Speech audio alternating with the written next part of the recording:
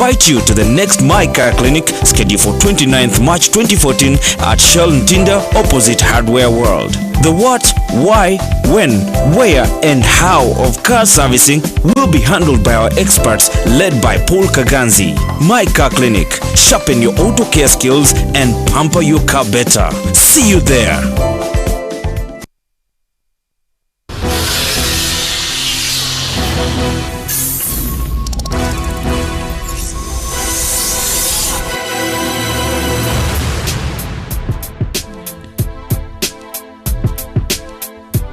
Follow the beat, follow the beat, follow the beat, follow the beat. Follow the beat. Follow the beat, follow the beat, follow the beat, follow the beat. Follow the beat. Follow the beat, follow the beat. Follow the beat. Follow the beat, follow the beat, follow the beat, follow the beat. Follow the beat.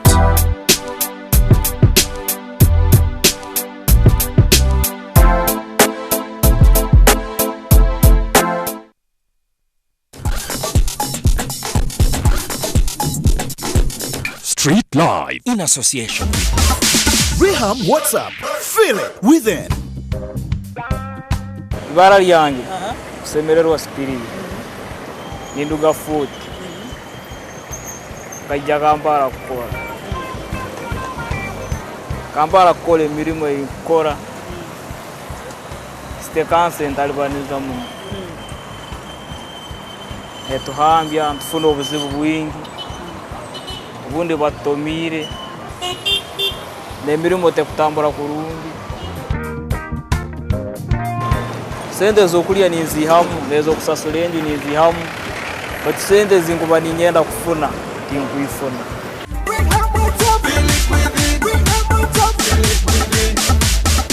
Reham WhatsApp. Feel it within.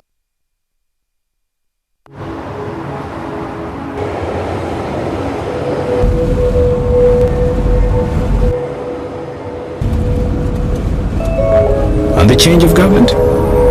won't stop a thing. I've run out of fingers counting the number of multinationals setting up here. What about the 3 companies that announced their plans to launch last week? I say they're shopping. Me, I'd be looking to sell. At what price? More. Much, much more.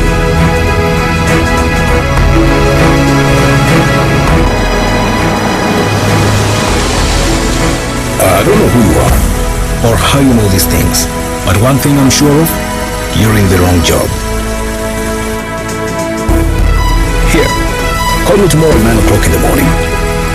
I'd like to hear more from you. Are you ready for your big break?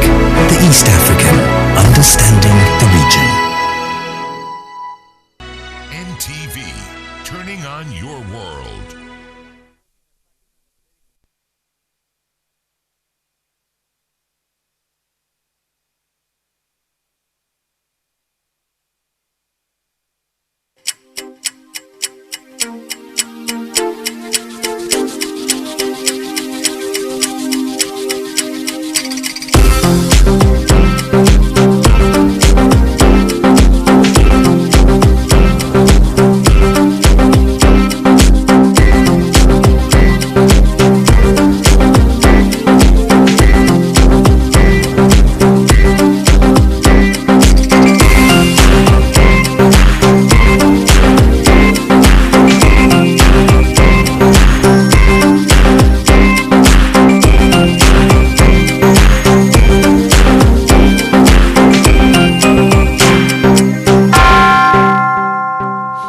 Good afternoon, you're welcome to NTV at One, Friday afternoon. My name is Malcolm Sime. Let's have a look at the headlines.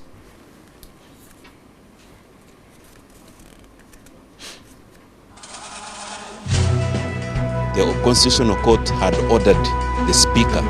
to keep the members out of Parliament.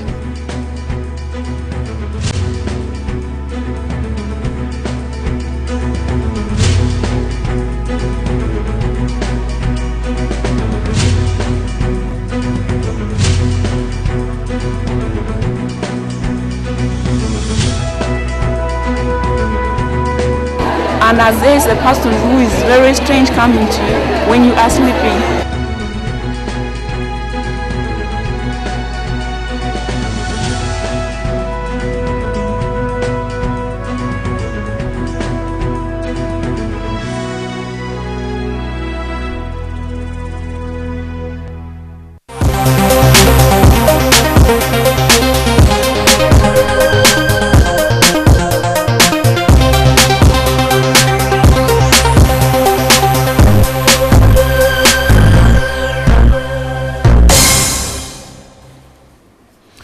This is NTV. The Constitutional Court has adjourned the case filed by Kampala Lord Mayor Erias Lukwago regarding the mayoral by-election. It's this afternoon. The application is intended to issue an injunction on the Electoral Commission to halt its plans of preparing for the Kampala mayoral by-election slated for April 17th. State lawyers led by Martin Mwambutia had initially applied for a week's adjournment, saying they did not have the opportunity to file an affidavit in reply to one that was filed by Lukwago's lawyer. Lukwago's defense team, led by Bugweri County MP Abdu Katuntu, accepted the adjournment.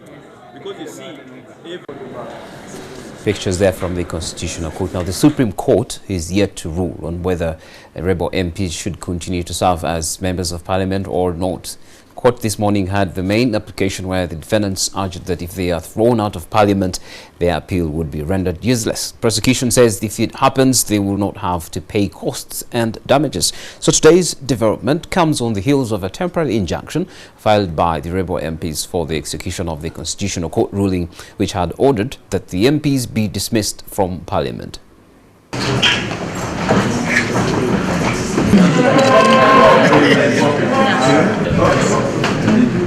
In the interim, the Speaker of Parliament from evicting these people,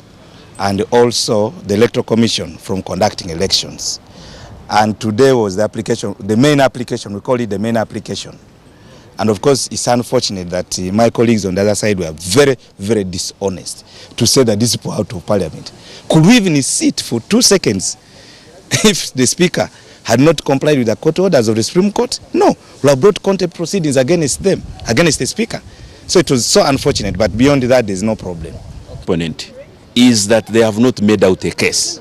They have not shown that their appeal has chances of success, and they have not shown that they will suffer a lot of damage if they are kept out of Parliament. And we are saying we, our clients, the NRM,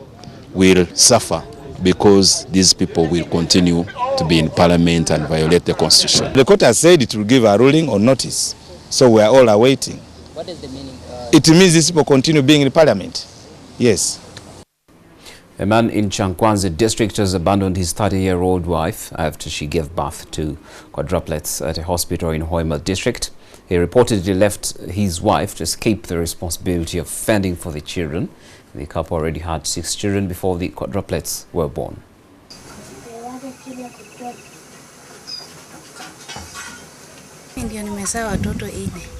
I have given birth to quadruplets, but I don't have any means of survival because my husband has run away. I need help.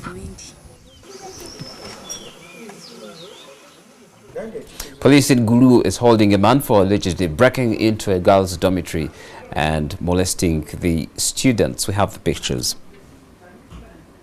The man, identified as Opio Odonga, is said to have broken into the girls' dormitory at about 3 a.m. and started touching the girls' private parts as they slept. The girls woke up and sent out an alarm. Odonga ran off. When people came out of their various rooms, they gathered in the corridor. I came out also.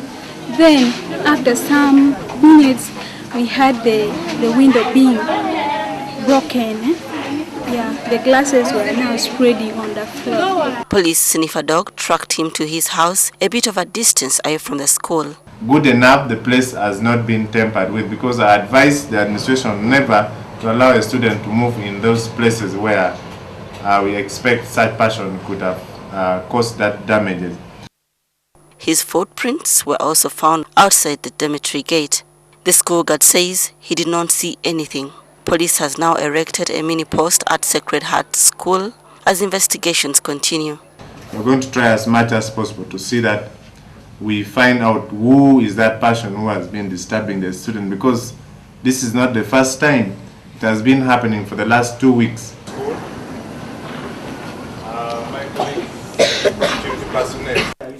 Still on more crime, police in Jinja have arrested 3 men in connection with the printing of counterfeit notes amounting to 10 million shillings. These men were arrested after defrauding a woman in Kampala of 10 million shillings, who they duped into their scam. How much is it? I know. It will be amount. We got an information from one called Mari Karo, a businesswoman, resident of Chiwotere, in the Kampala district, that she was conned of her money worth 10 million. We swung into action, that was 15th, and the conmen abandoned their vehicle and took off. We got that vehicle, that we intercepted one called Otuba James, alias Rocky, a presenter at Kira FM in Jinja,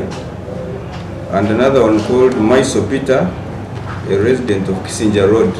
in Jinja. They were intercepted with a vehicle,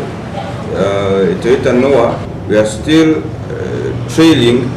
the lead suspect called Kadu, and I know in few days to come we shall be having him in our custody. I urge the public that there is no one who can multiply your money in less than a short period of time. Whoever brings such business to you, just rubbish that person away. Other than that, you lose your money, your hard-earned money, for nothing. This is the woman who picked the husband's money, not even her own money, and she put it in the transaction that she could make more money out of. We're now going to take a short break. NTV at One comes back with more interesting stories.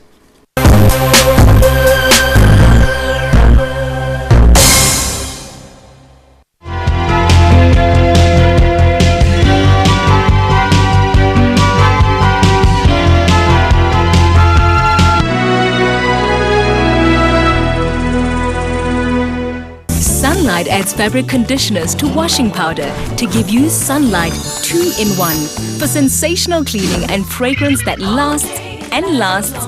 and lasts. Sunlight 2-in-1, sensational cleaning and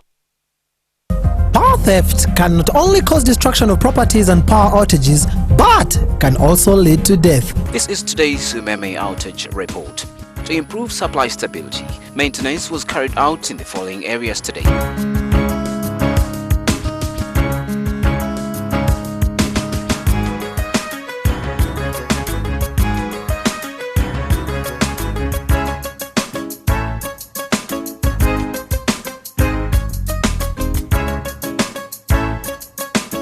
Speak up and report power theft. It's a crime and affects everyone.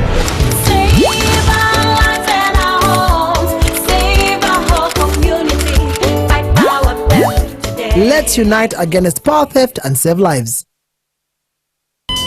Running out of airtime can happen to anyone. The next time you recharge, simply dial *161# to get going again. On the next episode of La Patrona.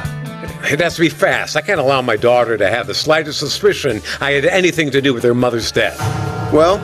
I think that suicide's the best way, right? Like we did with Duarte.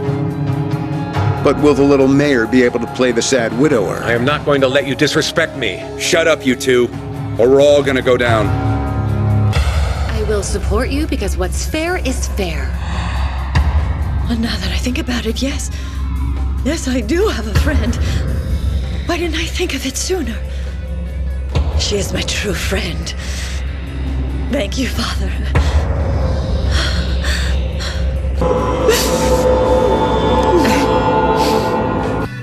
La Patrona.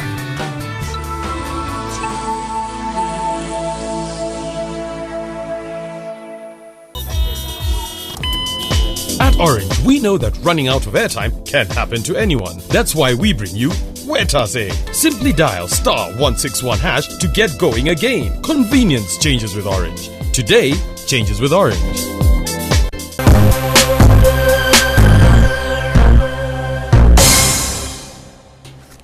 Welcome back. This is NTV at One. A retreat aimed at refining Uganda's tourism products is expected to consider the establishment of an Idi Amin trail. The Uganda Tourism Board says this option, among others, is reinforced by the fact that the former president, even in death, is still considered a viral dictator whose method of reign shocked the world. With current earnings from the tourism sector estimated at approximately 3 trillion shillings and largely generated from guerrilla trekking, diversifying the existing products is seen as an avenue for Uganda's competitiveness. Gorilla trekking remains Uganda's key tourism attraction ahead of other games, safaris and water rafting related activities. It's for that reason that the Uganda Tourism Board is placing product diversification key on its strategy to capture a pie of greater rivals as much as the country's neighbors. Product development is very, very important. We cannot continue to show a gorilla everywhere you go. You just see one big gorilla and you don't know what it is. Uganda is a rich country. It's a country of variety. No country anywhere in the world has as much potential and variety in such a small place. Among others is the establishment of the Idi Amin Trail, from which thousands of local and international tourists are expected to visit and rake in revenue for the country. This guy is the most popular Ugandan ever. Everybody knows Amin, but we're not making use of him. I have said this before. Personality cults, those who like them and those who hate them, will go and visit wherever they come from. Among others, the dramatic incidence of Idi Amin's era was the declaration of the economic war that saw the expulsion of the Asian community, who dominated trade and commerce at the time. When we were in Berlin, we had the Holocaust Museum, where many things took place, and we visited it. Former President Idi Amin, who ruled Uganda between 1971 to 1979, had also threatened to bomb off Cape Town in South Africa over apartheid, a system by the whites that segregated against the blacks. However, the attempt at annexing part of Tanzania's Kagera Basin was the Waterloo that saw a combined force led by Tanzania's defense forces that kicked out the dictator into exile in Saudi Arabia, where he died in the mid-2000s. Raina Ojan, NTV at One. Thank you, Raina. Now, an international search of the southern Indian Ocean is continuing for a second day as authorities try to locate a missing Malaysian airliner. The search for the missing Malaysia Airlines flight MH370 has resumed thousands of kilometers off the west coast of Australia. The first of 5 such planes flew out of the country today to search one of the most remote places on Earth for objects that might be from the missing aircraft. Australian authorities say that efforts are resuming, with the Royal Australian Air Force Orion leaving at dawn for the area about 2,300 kilometers from Western Australia. China's government also said it was sending 3 warships to join the search. The planes and ships are checking to see if the 2 large objects spotted on satellite imagery are debris from the jet that disappeared on March 8th with 239 people on board. One of the objects was 24 meters long and the other was 5 meters. In other news, the EU and US have announced new sanctions against prominent Russians, including close allies of President Vladimir Putin, as Moscow rests to complete its annexation of Crimea. The European bloc announced today that it was expanding its list of Russian targeted with sanctions by 12, hours after the US President Barack Obama said his administration had imposed sanctions on senior officials in the Kremlin. We're imposing sanctions on more senior officials of the Russian government. In addition, we are today sanctioning a number of other individuals with substantial resources and influence who provide material support to the Russian leadership, as well as a bank that provides material support to these individuals. Moscow on Thursday announced its own sanctions against senior U.S. politicians in retaliation against visa bans and asset freezes imposed by Washington on its citizens. Speaking at the White House, Obama said Russia's threats to southern and eastern areas of Ukraine, which like Crimea have large Russian-speaking populations, posed a serious risk of escalating the crisis in the region. The president's remarks came after the Russian parliament's lower house gave its new unanimous approval to the country's annexation of Crimea, ignoring threats of more sanctions. The Kremlin-controlled Duma voted 445-1 on Thursday to make Crimea a part of Russia, following a quick discussion in which members assailed the Ukrainian authorities. The vote came as United Nations Secretary General Ban Ki-moon arrived in Moscow for a meeting with Putin. The incorporation of Crimea into Russia needs to be rubber-stamped by the upper house and receive a final endorsement by Putin. Formalities expected to be completed by the end of the week. Let's have a look at sports now. Man United and Chelsea could face each other when the draw for the Champions League quarter-finals is made today at 2 p.m. And elsewhere, Tottenham Hotspurs exited the Europa League despite staging a second-half fight back against Benfica that put them close to taking the tie to extra time. And for more sports, you can watch Omumuli because the Champions League final draw is on. You should stay tuned to know which teams are playing who in the finals. Of course, that's NTV at 1 for now. Have a good afternoon.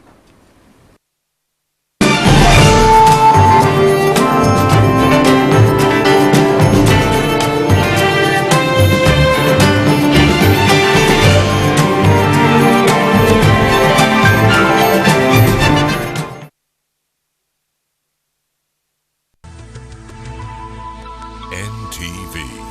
turning on your world.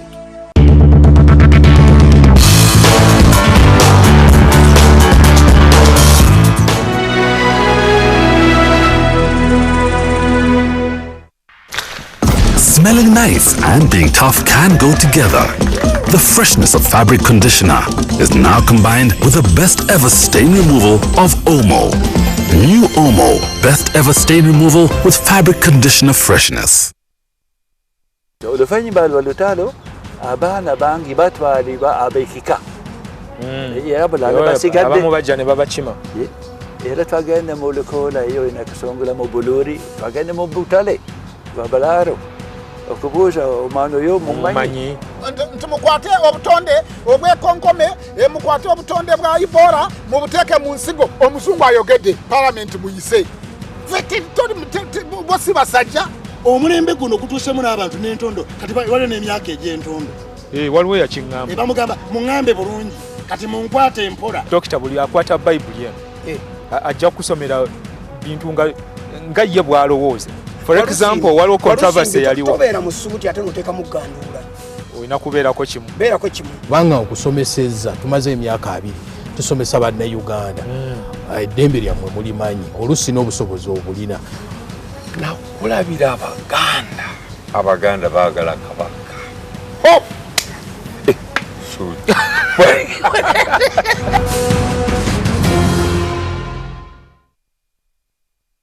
Today's highlight with New geisha with extracts from Mother Nature.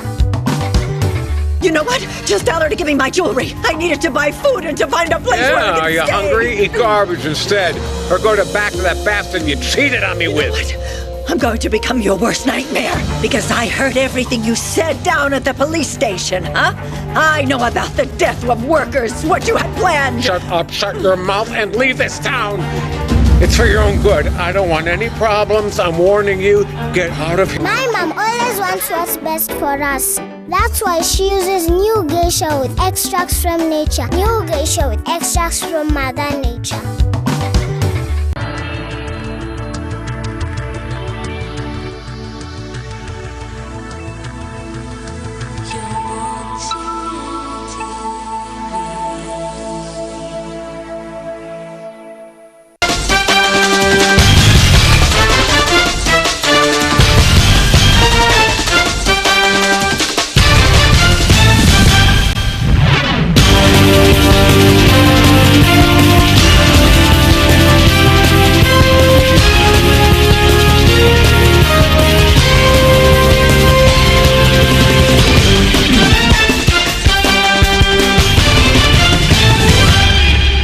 Tubalamusizaako nnyo mikwano gyaffe abali ku NTV akaseera kano. Omumuli gw'ebyemizannyo gutuuse mukwano gaffe Malcolm nga yakamala okusoma amawulire. Badde ndowooza oba ye Malcolm Glazer naye ntegeddeko nti no ate engeri gyali muwagizi wa Man U ndowooza kyandibadde kikola kubeera Malcolm Glazer. Simanyi ssanyu lyalina lyenkanawo ate ng'olunaku olwajjo lwabadde World Happy Day. Badde lunaku lw'abantu kusanyuka. Buli omu alina okubeerako n'akaseera. Ne Malcolm lwaki tayagala Malcolm Glazer? abasajja bakola business teri nayo noddira nga toyina ssente noddira ate ebyobugagga bya kintu kyogenda oggula n'obisingayo mu banka ne bikola omusingo ate n'ogibiguza kigamba olaba abasajja bakozesa emitwe emyogi naye Malcolm Musiime tabaagala abasajja ate nga muwagizi wa maaniyo bwete butandise omuligo by'emizannyo ogusembayo mu sabbiiti era nga gututeekerateekera weekend egenda okubeeramu ebintu ebisava by'amaanyi nnyo eri Classico London Derby Arsenal Chelsea mulimu akalulu simanyi oba Isima kana tusanga tukyali wano kajja tusangawo David olunakolayo kuba akalulu aka UEFA Champions League kagenda tandika ku ssaawa 8 ziddakiika nga 40 okuva kati era tujja kwa tukagoberera buno obuuma tetuli butimba butimbi buno bubeerako ebintu era wano abatulabo basaliza ku mukutu wano tubigoberera ndaba wano ne press conference z'abatendesi zitandika butandisi ndaba wano Arsene Wenger ayogera agamba Arsene Wenger akimyeyo ki nedda ali want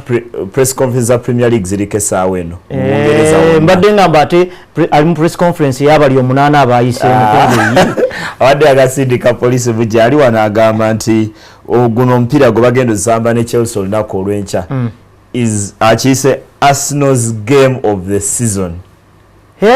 omupiira ogusalawo season ya Arsenal zeroza gwa wigarino ate ekisalawo wakati wa Arsene Wenger ne Mourinho kubanga Wenger tawangulanga ku Mourinho Ewandowooza ne Moyes bwe yabadde mu kujaganya goal Manis yakubye Olympiacos Moyes yabadde atasizza omulimu kuba guno omupiira gwabaddeko kwejesatu ekyokubiri gwe mulundi gwe gwasoose okutuuka ku quarter final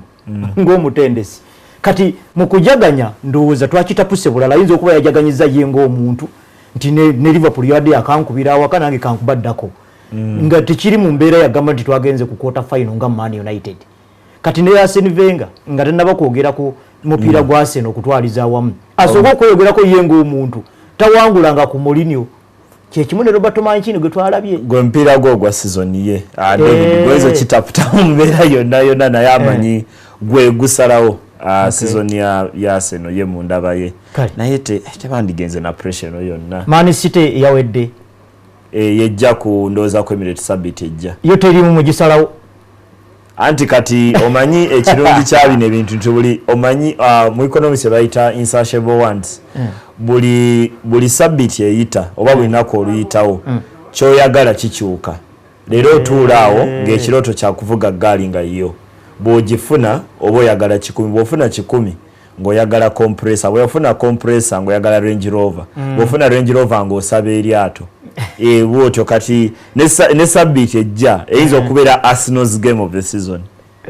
kuba buli kyofuna era byagala naye ng'osobola oteyongako singa ogenda ku mukutu ogwa Facebook eno noonye NTV omuli gw'emizannyo teekako kyolowooza ndaba wano bangi nnyo tugezaako babuuza nja kuba nsobamuko ku bubaka bwamwe emipiira gino egya weekend gye tugenda okuba twogerako El Classico ani gw'osuubira Arsenal ne Chelsea ndooza n'abangi nnyo mwataddeko nye kye mulowooza ku mpiira egya Champions League ni gwe musuubira okuba nti akalulu anaafunamu West Ham ne Man United bagyogeddeko kisisuubira Manchester United tujja gituukako David naye mikwano gyaffe abanyumirwa emmotoka z'empaka tugenda Jinja era ndowooza Isima ndowooza olunyuka wano ng'akwata mmotoka ng'agenda Isima takyagendera muziri ezaawamu kati yatereera naye bali kumusabira beeyiganga naye nga emmotoka z'empaka zirudda lweyo olowooza ani ayinza okwefuula ensonga mu mpaka zino ndowoozamu David nga season etandise nga event eyasooka Jasma nga teyavuga era nga neno event agenda kubanga avuga era Duncan mubiri ajja kulaba nga mukisa munene kikankane sikuwangula nyiza okulaba nga sikuwangula naye okulaba nti akuŋŋaanyayo obubonero Jinja kuba bw'akuŋŋaanya obubonero kitegeeza nti bano abalayo naye baliddira ajja baponsano bakataka banaatandikira okuvuga ku zino event omusavuzi agenda okuvuga nga batoola kuzize ndowoozamuko ne Jonas Kansi madde akola bulungi mu myaka egisembye ebiri mu Club Manual Championship bw'olowoozamukaawo John Barrows Fred Wampamba y'omu ku abo abavuzi ba Uganda abeewandise okuvuga mu Africa Rally Championship guno mukisa mulungi okuba nti agezaako okumalako event eziwera tamazeeko nyingi emyaka gy'amaze mu rally kale nandirowoozaamuko nti byemu ku ebyo bayinza okuba batunuulira n'ekikankane ajja kulowooza nti asobola okuwangula kuba yeebala nti muvuzi mulungi nnyo ekyenkanidde awo okuba nti asobola okuwangula naye ng'oba oli eyo Jinja Jinja Showground olunaku olw'enkya okutandika ssaawa 7 ng'emmotoka zijja basooka beeragamu kaawo mbalabe enkya wendowooza nti Ronald Sebuguzi agenda kuwangula mu Saket kwaye muvuzi wa Uganda gwendowooza asinga obulungi mu zino sprint kuba emmotoka ye bangisomesaamu kombino ebya teknologiya nti shiftinga mangu gears bw'okyusa kyangu nnyo okuva ku 0 netuuka ku speed 8 mu seconds ntono kyova olaba nti muno oba okuvuga straight katono n'oweta ndi Sebuguzaawo kyova olaba nti abasinga kinene naye ng'oba oli Jinja olunaku olw'enkya okutandika ssaawa 7 emmotoka ziizo zijja tobeera kumpi ng'ono navigator ayimirira atya atabaliyo Ssennyanga kuba n'olunaku lina musanze nga ngamba agenda Jinja eyo mu mmotoka za mpaka naye nga ku Sande awo ku luguudo awo olw'Ekamuli mu byalo byawo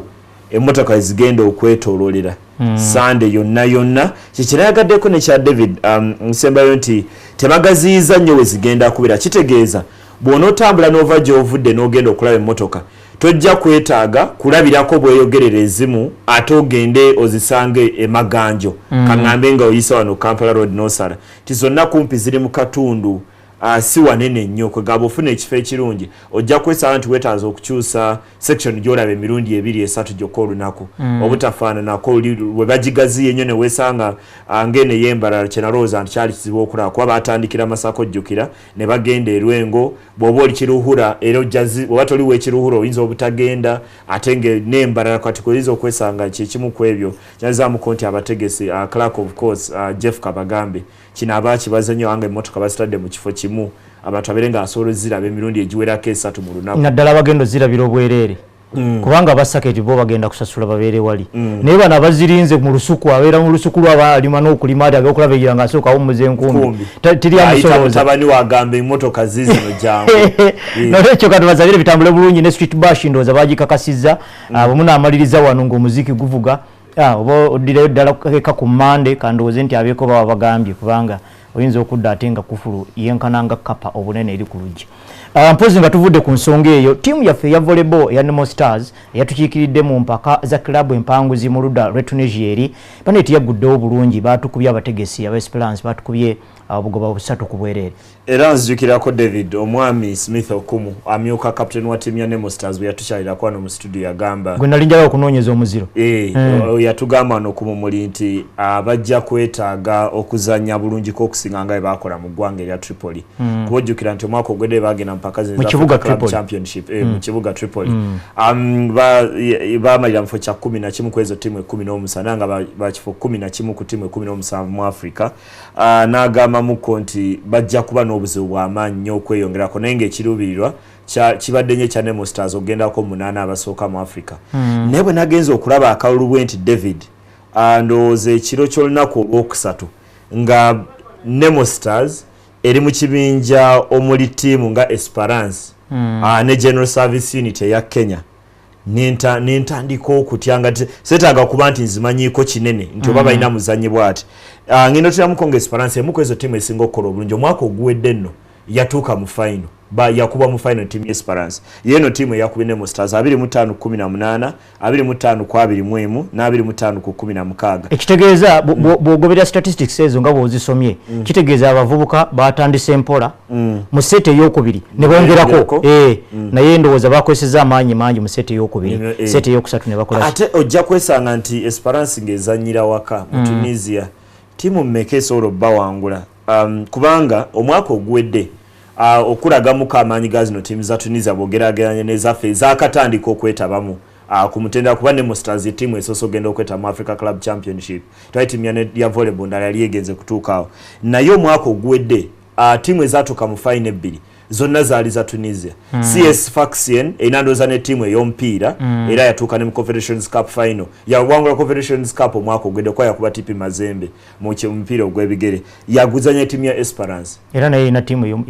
ttiimu ey'omupiira ate yo ndowooza Esperance atubagimanyiko mu Africa okusingako CS Sfaxien kale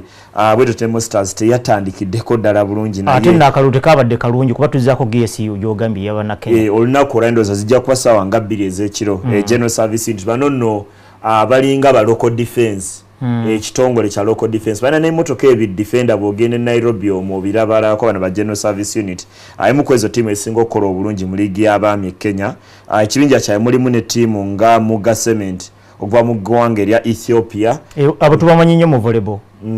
basi babadde balungi nnyo mu basketball ate ojja kwetegereza amawanga gano mangi agasobola okuzanya volleyball ne netball ne basketball batera okwataganira ewamu ng'omutindo gwayo guli kumpi mu kifo kimu basketball batera okukola obulungi naddala basketball w'abakyala sineetegeeza nki bayinza kukola bentiddeyo bano Abakameruni si lwakuba nti mbamanyi nnyo mu kawoowo naye amaanyi sajja ayinza okusituka okukuba spike ne weewoma n'okwewoma amaanyi gokka n'obuwanvu n'obuwangozaamu bano balina okuba nga abasinga fuuti mukaaga otina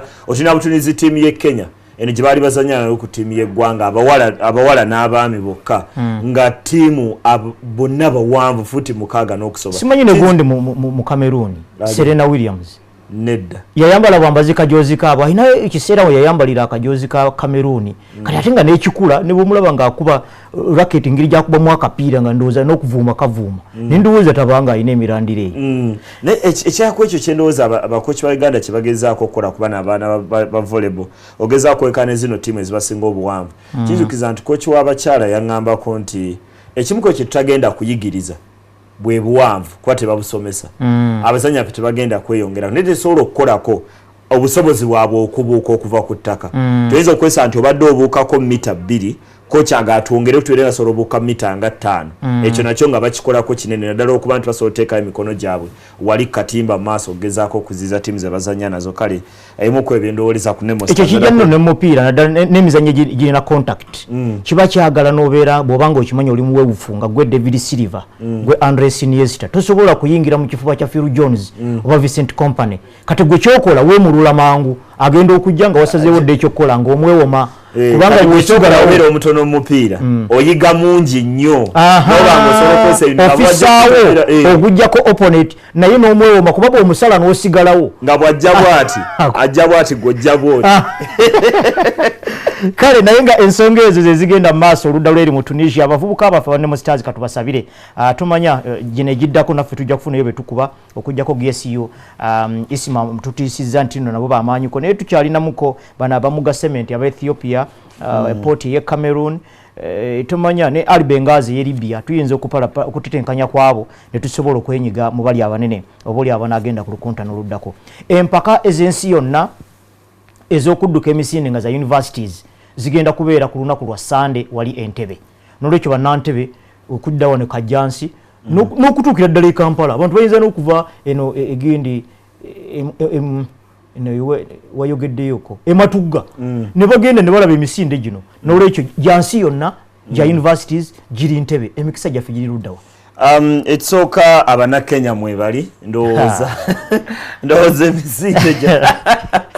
David mu nsi yonna ewali emisinde egy'okutolontoka okutandikira ku meters 15,000 okudda ku mutwalo ndowooza tewali ggwanga tewali mawanga abiri goyinza kwogerako agatali Kenya ne Ethiopia abajja kwesanga ng'ebiseera bino baatandika n'okwenyiga kuva myaka we gyakye ndowooza Daniel Komen baatandika n'okwenyiga wano mu 1500 mu 13 bano Basbel Kipropo yaliko ne champion w'ensi okuva Berlin mu 2009 bagenze batandika n'okwenyiga eno wansi naye gavumenti y'Abannakenya n'otandika n'okutya ekyamazima mwebali okusooka kyembatyako bwe bujjumbizi bo tebalina mpaka zibasubwa kubanga singa bazisubwa tumanya awo tujja kuvuganya kuba bwe bajja tumanyirawo nti bebasooka naye ate ku guno omulundi baatujooze na nnyo ke babadde wano ekololo nti n'emidaali gino egya wansi nsiko silver ne bronze nagyo ne bagitwala bandituteoli zaabu fene tukula no balance era ekimu kwendowooza omwami omukyalo omukye yaŋŋamba olinja kiddamu ekyo ekyokuba nti okuddukira wano ewatereevu bwe wati kyayamba nnyo ttiimu y'e Kenya Entebbe bagenda okuddukira ku golf course wabazanyira golf bagenda okuddukira iwo tewali bwe wati ekyokubiri andabyeko olukubo olufuuyirira wano mu Kampala lwandibadde lwa mugaso nnyo ne lukomawo enkya kubanga lujja kuyamba nnyo baŋŋamba nti Abannakenya tebaagala nnyo okuddukira nfe beetaagayo nnyo nga mu kitoogo mu nnimiro eyo bwe kityo kiba kijja kukolera nnyo ttiimu ya Uganda naye ttiimu ya Uganda bw'eti erimu abawala n'abaami nga Julius Ochen, Sam Cherop, Martin Cheptegei, aba Kampala University, Kennedy Muhereza, Benjamin Njiwa, ekino kyanumye nti Makerere inamu omuddusi omunga yesinga abayizi abangi abawizi emitwalo 4 olanga Makerere yesingamu abaddusi abatono kikulaga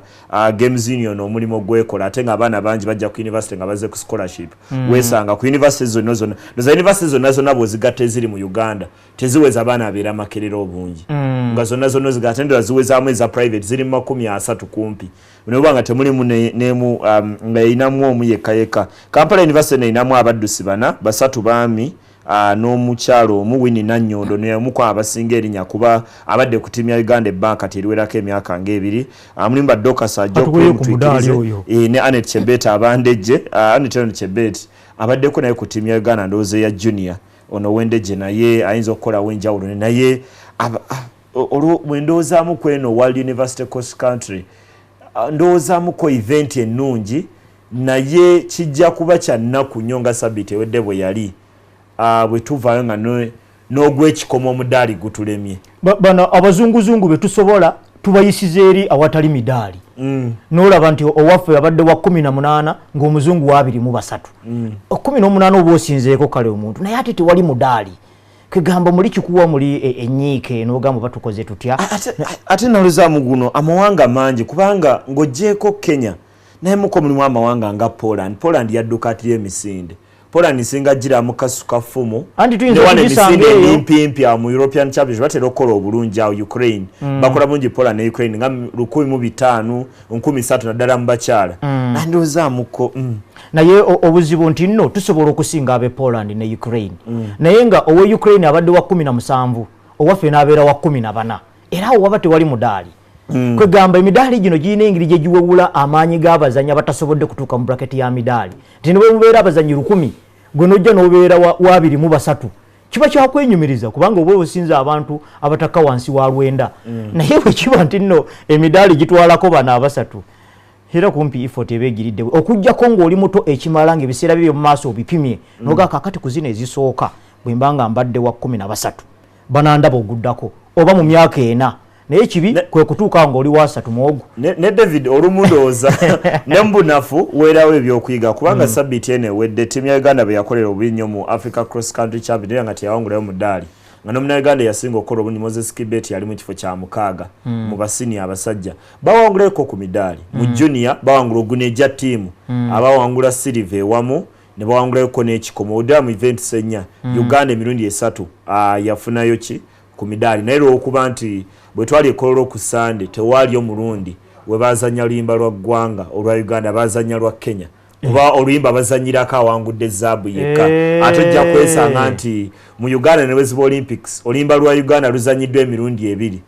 mu myaka nga enjawulo ya myaka na John Akibwa mu 72 ne Stephen Kiprochi mu 2010 ne White emyaka n'oluyimba odduzanya tekyandibadde kiri neguba mulundi gumu bwe guti ngwali omuvubuka awangudde zaabu ku baana ba university ne baluzanyako omulundi gumu ne mu kugulawo empaka luyimbibwa nga ziggulawo kubanga ffe bategesi era kali tuba tetuviiriddeyo naye katusabire abavubuka abaffe ekirungi bano tebaliiko allowance baana basomero bajja kubawa akawunga akamala misinde gidingane zino David abaana ba university baweebwa kasente nali mu world mu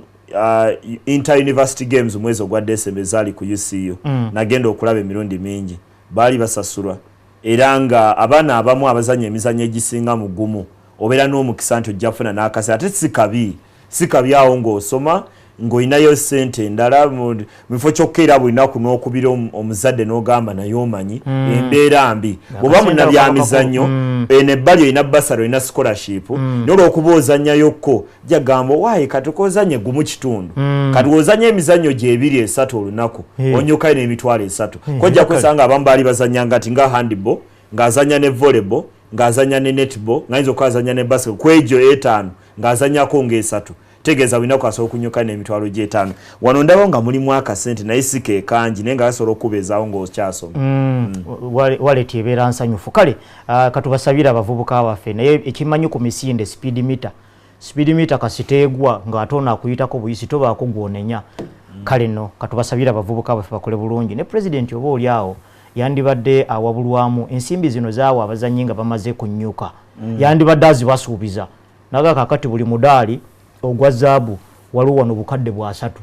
omuvubuka ne bamugamba nti on your marks ng'alowooza ku bukadde bwa ayinza okuwewuka emisinde naye yennyini ne yeebuuza nga giwedde nti nayiseewo nti awo kale okusinga okugamba nti no bwe bamaliriza president n'alyoka abawa akantu kirungi n'akabasuubiza mu advance kayinza okwongera okubapika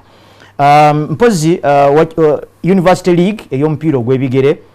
gye twabagambyeko wano Dabe egenda okubeera y'abakristaayo universities enkristaayo abagenyi bawangudde 2 ku bwereere mupiira gwabwe gwasose mu league eno Uganda Christian University UC olunaku olwajjo yagenze enkozi ku Uganda Matters University ebadde tiimu buli omu gyafuntula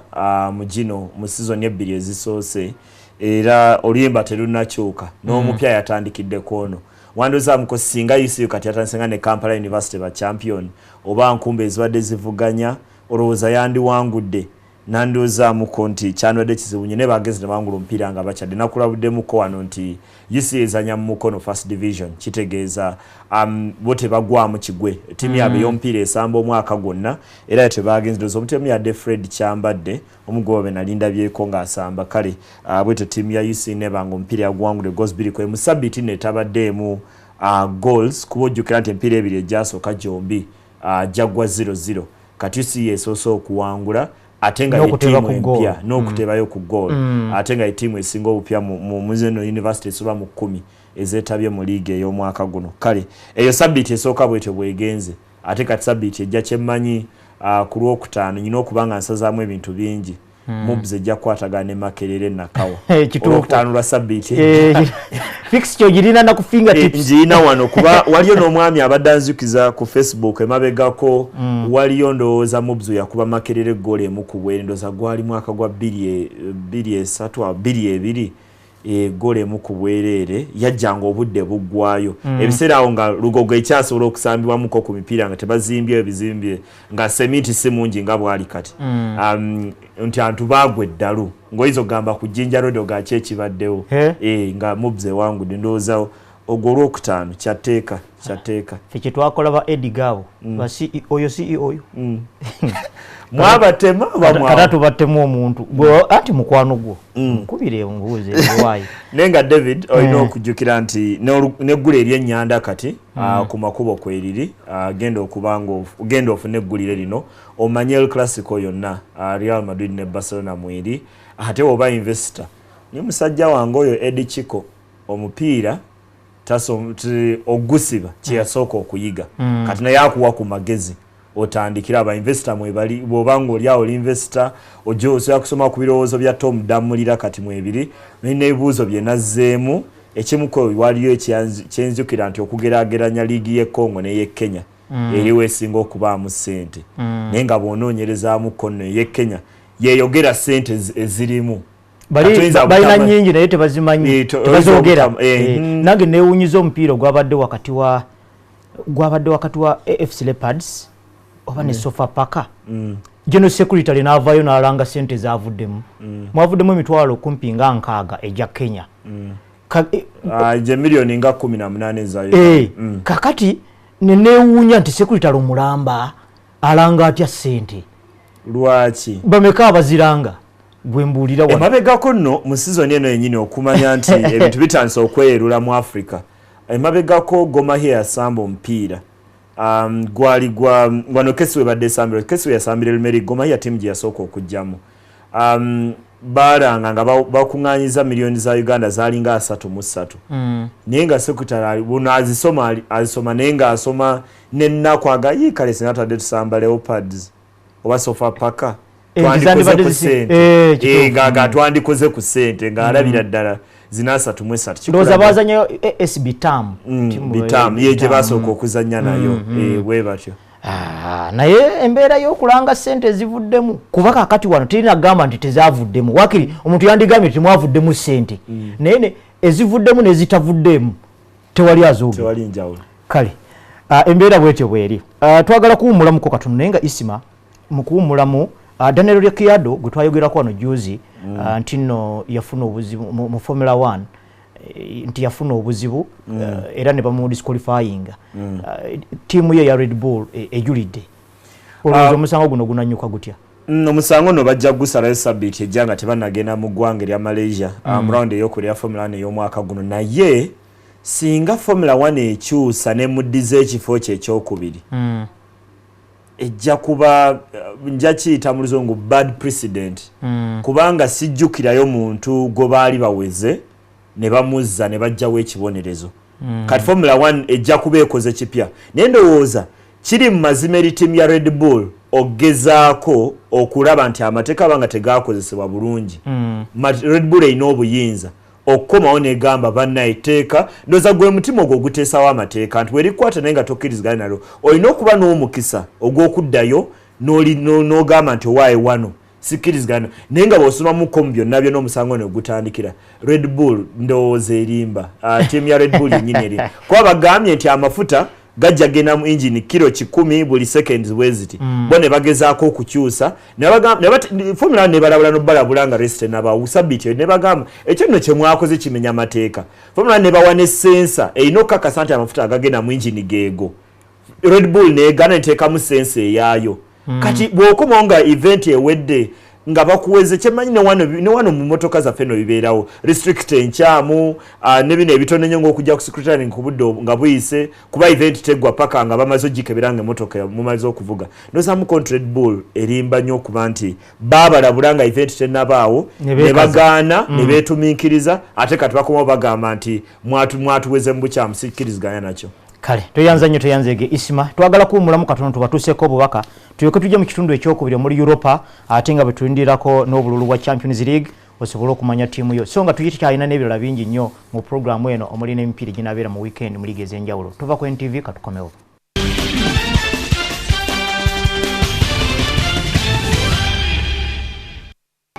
wants what's best for us. That's why she uses new geisha with extracts from nature that make it gentle enough to use for the whole family.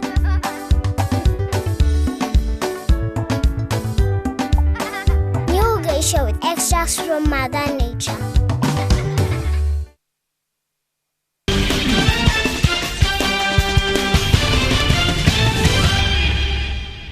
Kale mikwano gyaffe mukulike ennyo mukuwumulamuko wabaddewo ebyewuunyo by'amaanyi nnyo mu mpaka eza Europa olunaku lwajjo nga Juventus egoolo ezagiyisizaawo n'obubonero yabujje ku bugenyi Florence yekyalidde Fiorentina FC Porto naye obubonero yabujje Italy ng'eva eri Portugal Sevilla ku dabe oba ku mupiira ogw'embiranye wakati wa ttiimu eziva mu kibuga ekimu oba mu kitundu ekimu ya Real Betis nabo yabagiddeko ku penalties ku bugenyi AZ Alkmaar yagenze Russia yajje obubonero obugiyisaamu Olympic Lyon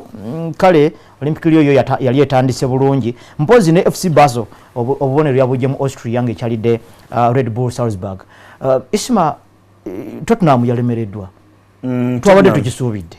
atali tusuubidde okulemerera naye ndowooza eva ku kisaawe nga nsanyufu bw'entuniramuko Tottenham David Tim Schaud omukisa abazanyi be yadde nabo okuteeka ku kisaawe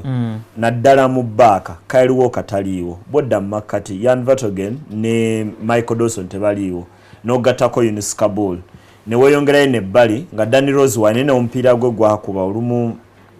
gubuukabuuka olumu gubeera eno waggulu mayiminesi nga guba wansi olulala bwe baali ku Emirates omupiira yagusetingira Thomas Rosiski n'abajja ku center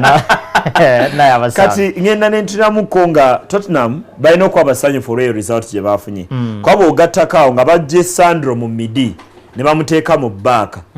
teyakoze bubi nnyo nenaloza nti asobola okukola osinga akawa olumu toyinza kunenya abazanyi kubanga emirundi mingi omuzanyi batamuteeka mu kifo ekyo kyennyini kyasinga okwagala okusamba kiba kizibu nnyo okuba nti akola naye ba defensive midfielders ebiseera ebisinga banguyirwa nnyo kuba center back kuba twalabako ne Yaya Toure mu Barcelona ndowooza yajjukwa 29 tulaba Igundi Ave Mascherano yabadde mwangu okuzza wano ne gundi yagikubako n'omulenzi ono Sagi Busquets yakubako awo center back Songo Alexander So naye yajikuba kwegamba Avi Martinez tumulaba mu timu ene ya Bayern Munich nolekyo abazanyi abakubaabo babanga balina tactical discipline emala kibanguyira talabise kuba nti mukakamu mu kifo ekyo era weesanze nti olwanda okusamba eddakika nga 88 ennungi oba 89 n'atandika ebyo yagenze n'abuukira omuntu mu box Brazil na David naye ndirwa atabuukira Sandro era omutwalawo mumanyi nti ne bwabeera eno mu makati era muyita okumpi okujjako ng'omupiira ogumulekedde oba omuwonye naye oba togumulekedde ng'ogenda nagwo naye nga Tottenham ndowooza bajjako abasanyufu ttiimu yasi yadde esinga obulungi ne bagenda wansi kuba Ezekiel Garay yasoose okutebera ttiimu ya Benfica ttiimu emu kwezi esinga okuba kufa mu Bulaaya Tottenham neekomawo neteeba goals 2 negenda mu maaso omuzannyi Nacer Chadli abamuleeta ku ssente eziwerako naye bukyangajja omupiira abakubirako bitundutundu alinga asunako obusunyi n'atebayo goals 2 naye era balemeddwa okuba nti bawangula ndoza kyandibadde kinnyo nga bawangudde ate mu kaseera we batebedde goals 2 ku emu wala Benfica etandise okubagana nga muli olowooza nti Tottenham singa efuna ngeyagwayedde yeetaaga goal endala emu nga bwewangula 3 ku emu butereevu babagenda mu extra time ogwo omukisa tebasodde kubanga abagubawa asimanyi lwaki Emma toyagala kuteekako bifaananyi bya Tottenham ng'ezannya olunaku olwajjo ne ttiimu ya Benfica nalwezaamuko nti mu bingi nnyo Team Shout byasobola okutwala mu guno mupiira kwa David baze mu guno mupiira nga tebawangula Chelsea abakuba goals 4 Arsenal nebakuba mu mupiira ogwo gwa North London Derby goal emu ku bwereere nga Arsenal eri ku bugenyi kati mu mbeera bwetyo weetaagayo ko result ennungi weetaagayo ko result eyo ennungi eno si ennungi ennyo kuba tebayiseemu naye ndowoozaamu konti emu kwezo result Tottenham gyejja okusunamuko mu kaseera akabi omukulu ye yakutte Bradford myaka 42 naye nga teyakoze bubi nnyo ye mwenyi toyinza munenya naye olumu ng'ambamu konti bw'otuuka ku gino emyaka bakipa beetaaga ekyo kye tuyita reflex nga twalaba ku David De Gea luli omulundi n'ogwa wano n'oyimuka n'ogwa wali nalowozaamu konti ebwe bityo Bradford tasobola kubeera bw'oba omusabye kinene nnyo bw'oba omusuubira okuba nti asobola okukomawo n'aba ng'akola nti naye nga result ennungi ku Tottenham nenga era mbi nnyo kuba bavuddemu wana ekikulu ndoza mipiira gino ebiri kiri nnyo mu kuba nti osobola okukola ekimala n'oba ng'osobola okuyitamu era David ng'etunayogerako ne ku poto Benfica yemu kweza kwezo ttiimu ze ndowooza kunze ndabbayita aba favorites kati ku ttiimu 8 ezisigaddemu Benfica kunze yeyina enkizo esinga okuba nti esobola wangula kino ekikopo tuyanza nnyo tuyanzege omupiira gwa Juventus ne Fiorentina bagwa maliri Juventus najja ndowooza yalese kiri ekyayita Rensselaer n'agamba nti mwembe esobolera negenda nebajogerayo naye nga Fiorentina tejja kunakuwala nnyo kuba yasambye bulungi paka mu kaseera nga Gonzalo Rodriguez afunye kaadi emyufu tewabadde enjalo wakati wa saati ezakakobe n'ez'ebikuubo twadde enjalo wakati wa Fiorentina ne ttiimu ya Juve era ndowooza enjawulo basigadde bakola ebisobyo lwa box edda nga abikola ngamba mulundi gumupiira agenda funa waawo omukisa era bwe yafunye free kick ye n'agiteeka mu katimba nga piro bw'atera okukola endowoozamuko nti Fiorentina bajja kulaba nti result yabadde mbi nnyo naye kikulu nti baavuddemu naye kimu ku kinatulidde kweno free kick kinjukiza kyennyini kipa wa Olympiacos yakola owa Manchester United mutuufu okujaganya nti baayitamu ne kipa we yateeka akasenge osinga gyeka ku Olympiacos naye wennyini we yayimirira ne kipa Fiorentina mwennyini we yatadde akasenge we yayimiridde kati pira akuba omupiira nga woddukira okuba n'ogenda ogusange nga togenda kutuuka okugira nga odduse nga kimyanso kale omupiira omulala Napoli era ndowooza wano baawonye Napoli isimano gamba Benfica nti omu ku abo abatunuuliddwa Napoli eno naddala ng'etendekebwa Benitez tebeera nyangu mu kikopo kyonna naddala bino knockout tournament season naye FC Porto yabalumbya awaka nebajjamu yabalumbya awaka nebakubirawo olowoozamu kuba Napoli yandibadde yateebayoko mu ggwanga erya Portugal kuba yagende Portugal yasamba bulungi wadde Jackson Martinez gole yawe newangulira ttiimu ya Porto omupiira ne bajja mu guno ekijjo singa ndowooza oluma aba Napoli ne Benitez mwennyini abazanyi be nti Napoli yasoose okuteeba mu guno omupiira naddala ng'oli waka amweyenduula olowooza nti nalowooza kiwedde era Porto neekomawo neteeba emirundi ebiri Jackson Martinez ayo mukwaba abate akoledde bulungi nnyo ttiimu ya Porto season eno Porto nebanga yawangudde omupiira naye olowoozamuko nti ku ttiimu eyawangula ku Europa League mu myaka 3 egiyise wansi wa Andrea Villas-Boas mwaka gwa 2011 Porto ejja kwebalira ku kikopo olowoozamuko mu Europa League kwa yawangula nga kikyali UEFA Cup mu 2003 yakiwangula nejja newangula Champions League mu 2004 newayita emyaka 7 newangula Europa yemu kwezo tiimu newe bate wangudde emyaka 4 kwa ujukira mu David wakati wa 2004 ne kinana kumpi kinana musanvu Porto yate wangudde ko ku kikopo mu Bulaaya ne kawe erinnya lyayo ne musigala nga mujijjukira buli mwaka gwebeeramu nejja n'ensamba ebiseera bino badde esamba emirundi egyera bukyalandoza baleeta Jose Mourinho batendeka myaka nga 10-12 emabega poto ebadde ebira mbwe tabeera mu Champions League ne bwe batekoze bulungi mu Champions League mu Europa tedduka kuvaamu esamba akaseera paka wetuuka wano nga mu quarter final tevaamu akalowooza nti balina bingi nnyo bayiga buli mwaka atemya poto. Dabe eye Spain Real Betis bagikubidde waka Sevilla yazze ne bagiramu ku penalties 4-3 nga ogwasooka bwe gwali kwa Betis awangula 2-0 Sevilla yabasasudde ananyumiddwa nnyo penalty yadde amuzanyindo Ivan Rakitic kwatujjamu ogerako nnyo mu kadinisa manyi buli lunaku ajja kubayo Liverpool ne Man U ani amutwala ani amwagala abagenze maaso nawangula omupiira nalozaamuko eno nno abafuna ali emipiira ku kasimu eno yabaddeko Sevilla eno ogenda okuba kwawe ogenda okuwangula omupiira kwawe nadde bali bakuba bannaabwe kwawe nabano ne babakuba kwawe 2-0 yogena mu penalty kuba bagageze mu extra time nga bonnola abakoye paka mu penalty naye Betis bolaba abakubi aba penalties badde befananiza mu mpira gwa Uganda ne Tanzania ogwa Sekafa penalty watu badde bazikuba ngeza Uganda bwe zali mu Sekafa omwaka ogwo Sekafa yakagwa ono yakagwa bobozi jukira tezali nungi siji ozogerako siziwana Ludo Gates yetavuganyiza ngegeze ku the Mestaya na Valencia result enungi mu season ebadde mbi ennyo ku Valencia kuba ono mutendesi gwe balina kati wa kusatu abatimu ya Valencia gwe bafunye aliwe kaseera kano tebakolera ddala bulungi result ennungi nti balina mu quarter final mu Bulaya mwaka ogubadde omubyenyeri timu ya Valencia. Okay, Olympique Lyon bagikubye Victoria Pilsen naye era Olympique Lyon neyitamu omutindo gwabwe no gubadde mulungi okujjako nti bakubye empiira ebiri egy'omudiringana kuba baali bawangudde empiira 5 paka Monaco yabakuba ku weekend goals 3-2 naye nga bakyateeba kwa Buffett Gomisi basose n'okuteeba nga bagenze mu ggwanga erya Czech Republic ne Pilsen neekomawo baali bagikuba nnyo omupiira ogwasooka ndowoozamu Lyon ejja kusabirira kalulu kalungi kwanda amukwano Lyon baani besobola okubanga ekuba sirowooza nti esobola okujja mu Benfica sijirowooza nti esobola okujja mu Juventus sirowooza nti esobola okujja mu Porto omukisa yinza tandikira ku Sevilla ku Ezedal kuma ne ku Bazo kuba ndowooza ne ku Valencia yinza obutaba na mukisa munene nnyo Lyon okuva gundi lebayongera kasente AS Monaco ne PSG muri kikulowozesa nti nno kati ate wano Lyon yandibadde ekolera emirimu gyayo kuba Champions League alabika agisusse kati kigenda kwa kizibu nnyo okomawo mu Bulaya abatimu ya Olympique Lyon kuba bobalamuko PSG ne Monaco olutalo lunene nnyo wakati wa zino timu ina okujjanga ey'okusatu omuli Olympique Marseille omuli Saint-Etienne wanira empira gyaije wakane egigoba omuli Lille Montpellier kitegeeza ne Lille eryawo nenga Lille badde ku form guno sene ndowooza ina omukisa naye kikola omwaka ku mwaka eberenge ejja mu Champions League buli mwaka yembeera yokka egenda okuyamba Olympique Lyon okuddamu okufuna ssente okujjako ng'efunye omugagga okuva ejjimbo najja n'agigulanga bano nga PSG bwe yafuna ejjimbo gyendi yakuzimuleetera tetofaayo timu tujja kugigula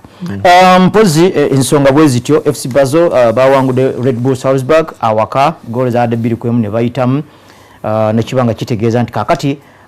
quarter final lineup erimu Benfica, Juventus, FC Porto, Sevilla, AZ Alkmaar, Valencia, Olympique Lyon ne FC Basel era akalundoza nako kakwatibwa leero era ka Champions League kasitakanavaako kuba ka Champions League kagenda tandika mu ddakiika nga 2 okuva kati bakatandika saawa 8 zennyini bwe kavaako bwe kati Europa League ng'akalulu kajja nno temuli tiimu ya Bungereza temuli tiimu ya Bungereza esamba mu kalulu ka Champions League aka Europa nga abantu tebasa TV sebo ng'obanyiiza nti tiimu yabwe ne mu Champions League temuli kale tujja kubaako update mpola mpola ku Champions League obululu nga bukwatibwa gwe weesunze edda ogenda kumufuna tofaayo El Clasico mu La Liga ndowooza eno El Clasico yansi yonna si ya Spain yokka Barcelona ngeri ku bugenyi ndowooza omupiira David yanga bw'ogambe gwansi yonna olw'essente kuba zino ze squad ziba zisinga okuba nti ziteekeddwamu ssente nnyingi nga ttiimu emu yeetaaga n'okubba emisolo n'okugulirira famire y'omu gye twalowooza nti bamugula obukadde bwali 5-8 kwenkana bwa Gareth Bale nga kusingawo bwa Gareth Bale bw'olaba ssente nti guno gwe mupiira ogusinga ssente gwe mupiira kumpi olumu oguberamu abazannyi oyinza okwesaba bw'olonda mukanaka okulonda kwa Ballon d'Or ng'abasinza abataano oba omukaaga bonna ava mu zino ttiimu ebbiri ekyamaze ebiseera bye basinga ttiimu abazannyi ababiri abasinga obulungi mu nsi Lionel Messi ne Cristiano Ronaldo eriyo n'abantu abatawagira club namba naye ng'oli ajjayo bujja wa Cristiano omulala najja nti nze ndi wa Messi kati weesanga ng'omupiira guno gulina ogukwatirako nze mba njagala okulaba Neymar engeri gye yeeyisamu mipiira eminene bwe giti bw'anaakubagana ekiwugwe ate nno kati agenda kuyita ku Marcelo ate ajja kumusanga eri nga bali mu ttiimu ye mukole kwegamba obiraba nga birina engeri gye bikwatako ne bwoba ng'oli luddawo mu kasonda weekwese weesanga nga waakiri kirina we kikwatirako n'olwekyo omupiira munene ekyenkaniddeawo Busande ssaawa 5 ez'ekiro omupiira gwendowooza nti David kizibu nnyo okulowooza nti Barcelona eyali ekulembedde Real Madrid obubonero 7 mwezi gwa Novemba tuyinza okugenda okuddaano ku bbalaza ng'eri bubonero 7 emabega wa ttiimu ya Real Madrid kikulaga enjawulo y'ensonga lwaki ndowooza kino kyonna kiva mu mbeera nti Madrid kumpi egenze kati empiira 30 nga tekubiddwa ne mwaka akaseera Barcelona wesobodde okuba nti egezaako ne wane Valencia obubonero 3 ku Camp Nou Camp Valencia agenda Camp Nou ne wangula goozi ali 3-2 kale ndowooza amuko bwe ntyo nti Barcelona yeyina ekyokufiirwa ekinene Pedro Rodriguez omupiira yagwogedde nako n'agaa nti tetusobola kuvaano nga tetufunye result mu bulungi bwonna obwa Barcelona kyendowooza Madrid emanya amaanyi gaayo amaanyi gaayo ne mu myaka egyasemba egya Jose Mourinho ng'atandise okukola ku Barcelona kajjukira nti we yajjira Pellegrini baali bamwokya 5-5 Mourinho najja naye n'asooka n'amirayo 5 n'amala n'akitereeza n'amanya amaanyi ga tegagenda kuba mu kulinnya Barcelona kuba bajja bagobako najja n'amanya nti amaanyi ga gajja kuba mu misinde kuba bamanyi baaka ya Barcelona si eryawo ejja kuwa amabanga era kyekibuga ennyini ndowooza Gareth Bale Benzema ne Cristiano Ronaldo gwe mulamu gwe bagenda osambirako guno omupiira kale tulinamuko bwe ntyo Madrid emanye ekyokukola naye nga bwe twalaba ku mupiira gwa Manchester City Barcelona olw'abazannyi bano abalungi gw'oguyita mupiira gwa kalango ne basobola okusitula ebitone byabwe ne bagaa guno gwe twetaaga awo we wokka wendayira ne ŋŋamba nti gwe mukisa gwokka Barcelona gweyina okuva ku Santiago Bernabeu ng'efunyeyo akabonero oba obusatu kuba kizibu nnyo mugina emyaka esemye David omupiira gwonna ogw'El Clasico okutandika nga Real Madrid bw'oyinza okuyita ba favorite ne ku luno bagenda mupiira ng'olowooza nti ba favorite ku ttiimu ya Barcelona olw'omutindo gwabwe n'omutindo gwa Barcelona ogubaddeawo gw'ekimugwe ne Madrid okuba nti ebitongole byayo kumpi byonna birungi kuba bw'otunuulira mu maaso bw'otunuulira mu makkati bw'otunuulira mu bbaaka teri nga ttiimu endala nti Barcelona ojaga nti baaka eyo osobola okunyigiriza wano awali Gerard Picasso oba Carlos Puyo oba nti nno mu Bayern Munich anti Dante oyo kwegamba ogenda okutunuulira ebitongole byonna nga bitongole byonna birungi ekirungi ku mupiira guno isima kyoyinza okwongerako kyekyokuba nti nno abazannyi bonna abatambulirako ensonga mu ttiimu zonna tekuliiko mulwadde tekuliiko ali ku suspension ndowooza bonna we bali kakati nawe bali bewandiroozezzaako Sami Khedira tabaddewo sizoni yonna Alvaro Arbeloa yalwala sabiti wedde agenda amala emyezi 2 mulenzi simanyi Kavajala abadde amukubako omupiira yadenga waali Kavajala yabadde akuba n'ebbali tolowoozaamuko wakajja empiira gyanyumiranga nnyo Khedira ali amanyi ottema abasajja lwakuba nti nno Marcelo bw'aba taliiwo Fabio Contrao era ajja kuwa kyekimu kabe kasinge n'okusinga naye ng'ate mu makati galiko okulaga nti Marcelo yagenda ntandika guno omupiira kale Ancelotti yamuwummuza nga bazanyi ttiimu ya Schalke 04 kitegeeza Marcelo kumpi enamba ye yali yagiwani nga bwe tumanyi nti Madrid eri Ronaldo n'abazanyi abalala 10 bonna abali fiiti ndowooza ne Marcelo naye kasaba amumuza makati gaike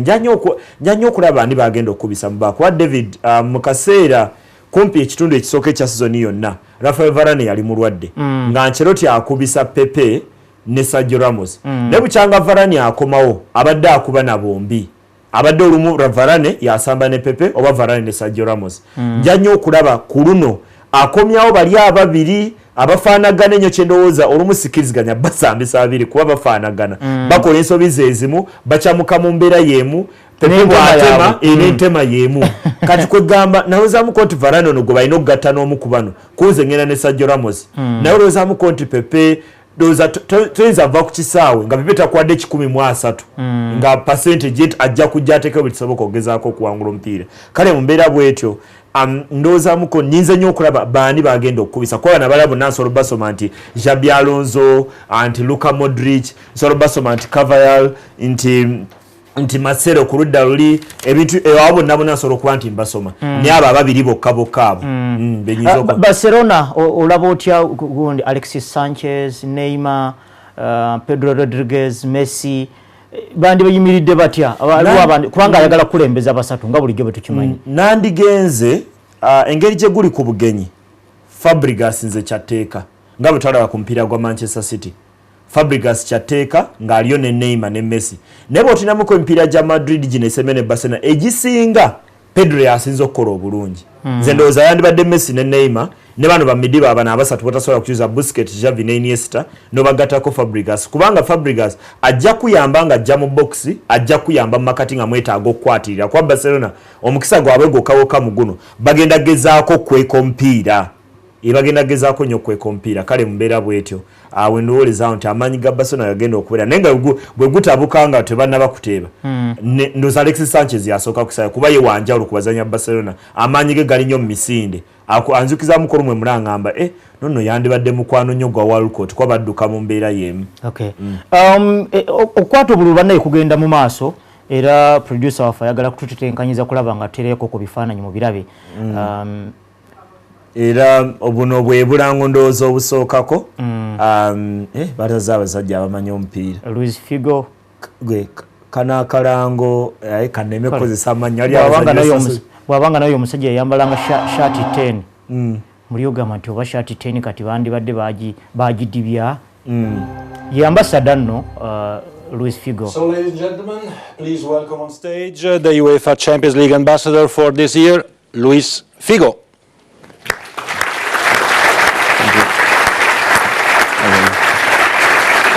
Nino. Thanks so much. Welcome, Luis. Some great images of yourself also playing for this trophy here. But before we can start, of course, as always, a couple of questions for you. As you know, all these clubs present today at the quarterfinal stage have already lifted a European competition. So 8 great clubs. We could actually say that whatever the draw is, the 4 quarterfinals could actually be 4 finals in reality. What do you think about the quality of this great competition? Well, they show that the UEFA Champions League is the best club competition, and this year in quarterfinal we can find all the big names. Like you said, it's going to be a fantastic games that we can watch, and just can expect that the people and the fans and all the supporters can enjoy good football. Absolutely, and they will. Just look at these images before and the ones which certainly will come. Then, I mean, another feature of the Champions League is that no club has managed to win it twice in a row. This year we have Bayern Munich who wants to try because they won last year. In the German League, they didn't lose since 50 matches, I think, or something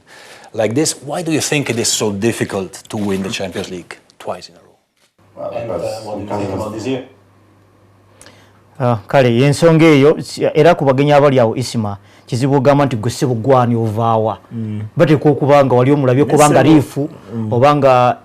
president omunene obanga yasambako wano obanga yatendekako wali kwigamba tiwatera nnyo okubeerawo nolabye owulidde ekibuuzo kye babuuza Luis Figo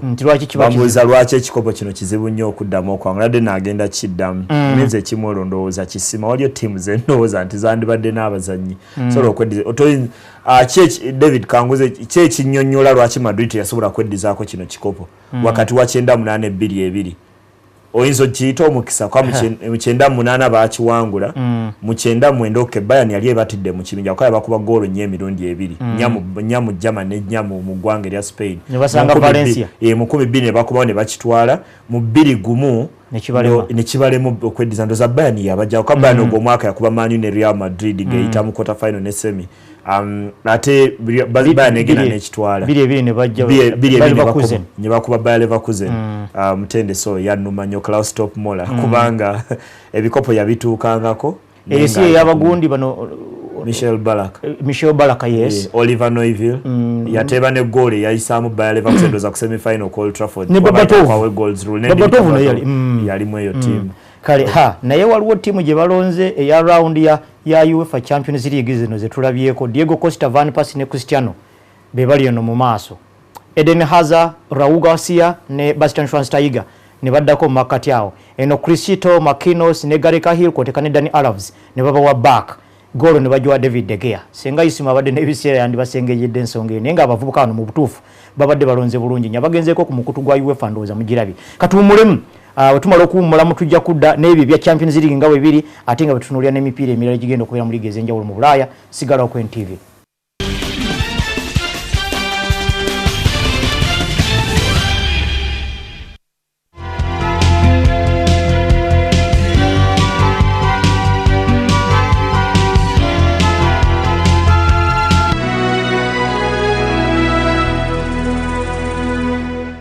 Sunlight adds fabric conditioners to washing powder to give you Sunlight 2-in-1 for sensational cleaning and fragrance that lasts and lasts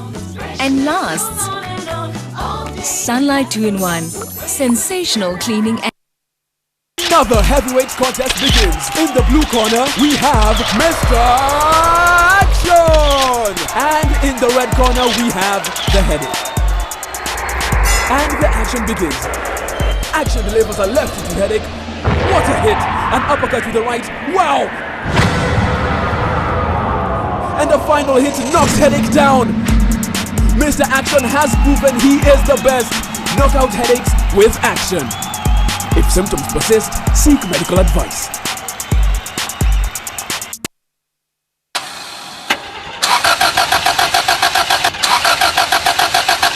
My car service is due. Where do I go and what do I do? These and many more questions are in the car owner's mind. Car service is one of the most important activities every car owner needs to participate in.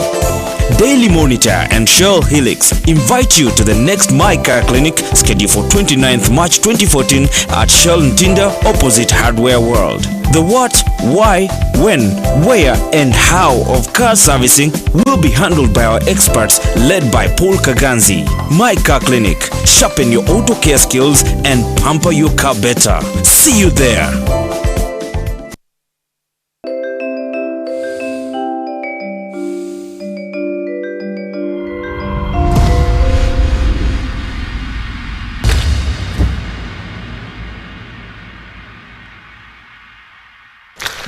Smelling nice and being tough can go together.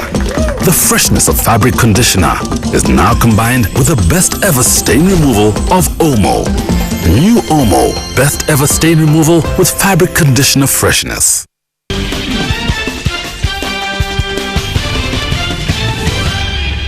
Kale kiyitirivu ekirudda lweyo Barcelona egenda kuzanya Atletico Madrid era nga producer waffe agenda kututeekerako ebifaananyi ebyo nga bigenda mu maaso nga naffe betugezaako kubaganya ebiro. Ne David ng'ebifaananyi ebyo bijja Barcelona Atletico omanyi bw'olaba akalo kiki ky'osooka okulowooza. Ky'osooka okulowooza Barcelona neera nga bwe ekola mu Champions myaka egisembyeyo omupiira ogwokubiri guli ku Camp Nou.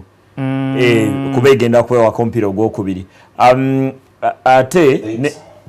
Borussia Dortmund. Like last year in the semi-final, so again certainly a tough match. Let's go on.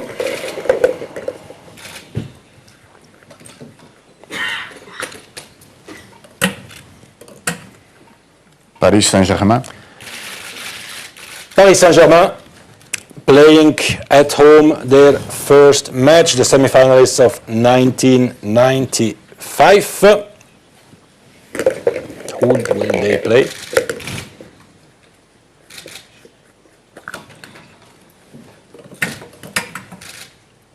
Chelsea FC. They will play Chelsea Football Club. Chelsea, the winner in 2012 in Munich. Paris Saint-Germain versus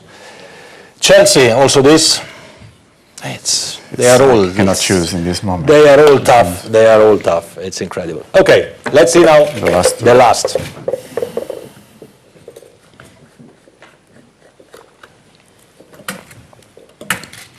Manchester United FC. Manchester United FC.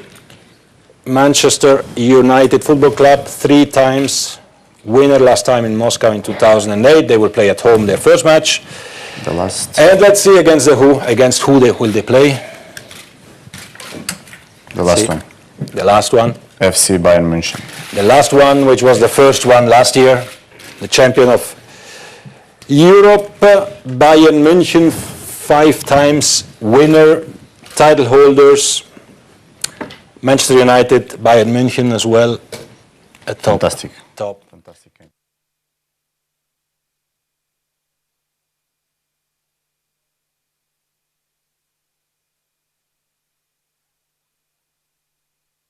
Empira gyonna ate tujja kuba n'ebbanga ddene nnyo gyogerako nga mu sabbiiti ejijja gyejonno Barcelona ino omupiira ogwokubiri ewaka ku Atletico Madrid kyensoose okola ne mu sizoni eno Barcelona byebadde kuba ku Atletico bibadde bifu ne mu Super Cup Atletico yabasinga okusamba ne Barcelona netwala ekikopo njagiyita kubba omukisa gwa Madrid okwesasuza ka Borussia Dortmund jjukira omwaka ogweddeko abakuba goolo 4 nkayita kalo akwata oyinza byenkanyakanya bino mu Bulaaya naye nga Dortmund bakwata Dortmund etasamba bulungi obuvune obwa Neven Subotic obwa Mats Hummels olwozaamu kontri ya Madrid eyina enkizo nnene nga Barcelona bwendowooza nti eyina enkizo nnene omupiira ogwokubiri guli Camp Nou. Chelsea eyina enkizo ku PSG naye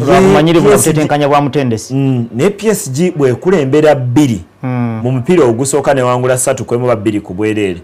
Chelsea eyina obuzibu bunene nnyo okuba nti ekomawo n'omupiira abwagiza Manchester United gwe bayimba David ku luli olunaku bayise wagonda ate gwe baasaba nze nagamba endulu yali evuga mu Old Trafford mu kubadda kikensa 8 nga basaba tiimu ya Bayern Munich bagifunye Man U nga nakalabwa nakalubwe nti njala nkikole mu percentage Man U eyina ebitundu 3 ku buli 10 okujja mu Bayern ebitundu 3 ku buli 10 Bayern eyina ebitundu 7. Okay. Omanye ate ekifudde Bayern enzibuko ng'ogyeko okuba nti yo tiimu nnene ate eriyo Pep Guardiola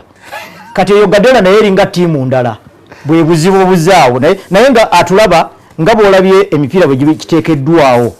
tiimu gye basoose okuwandiika ku screen yo esooseeko yesooka okukyaza kubanga ekyo nakyo isima ababadde babigoberera nakyo kirinamu enkizo yaakyo ogenda kukola otya ng'osoose ku bugenyi Barcelona yesooka okukyaza Atletico Madrid Real Madrid ku guno omulundi yesooka okukyaza Borussia Dortmund juzi basooka kukyala Germany obusejje ne bafukumula goolo bagenda okujja Spain nga tewali kyetaagisa kaakati Chelsea egenda kusooka Bufalansa Zlatan oyo kale United yesooka waka Bayern yabadde yakajja Bungereza nevaayo n'ebintu byayo abaaseno bagamba bababiddewo kaakati United mulina okwegendereza Bayern Munich bwe gye Bungereza ebbabubbi n'olwekyo temubakkiriza kubabba ekirungi tubalabudde bukyali kati Champions League naye bwatyo bwagenze tujja kugendako ku mipiira egigenda okubeera mu league okusooka Spain eriyo omupiira ogujja okusiikirizibwa ennyo Real Betis ng'ekyaza Atletico Madrid gusiikirizibwa El Clasico naye gwa nkizo nti nno Atletico Madrid abantu bagenda gijjako ebirowoozo n'amaaso naye efunamu nnyo nga bano abanene bakola kibasiitaana bombi tebasobola kuwangula bombi tebasobola kuwangula ekivaamu yonna yo Atletico Madrid erina kuwangula gwayo ate ogwayo ndowooza ejja gukuba naddala mubeera nti Real Betis emu ku ezo ttiimu ezirina abazannyi abangi ate nga Betis yasambye olunaku olwajjo mu kikopo ekya Europa bazannyi be bamu nga Atletico Madrid ewummudde kitegeeza Diego Simeone asobola okugenda n'abazannyi be ku kisaayi kya Real Betis ng'ayina enkizo nnene nnyo okuba nti awangula ekyenjawulo isima muzannyo gw'omupiira ng'oyingidde mu kisaawe teriyo mupiira gukooyanga ogwo gwe babagobye bwe baba nga babagoba mukoowa nnyo kubanga muba mutaayiza abasajja ne bigaana ne mugaana naffe katubalumbeko buli kiseera mubeera mu action kaakati kitegeeza mukozesa amaanyi mangi nga mukubiddwa okusinga abawangudde kati awo Betis kiba kyongera ku kiri kyogambye nti tebawummudde kimala ate nga Atletico Madrid yebadde ewummudde sabbiiti eno nate kubyemu ate nga naye kyegoba ekiraba kaakati awo mujja gulinda munaagulaba mpozi nga tuvuddeko awo Italy eri ennyo okuvuganya tusooke ebungereza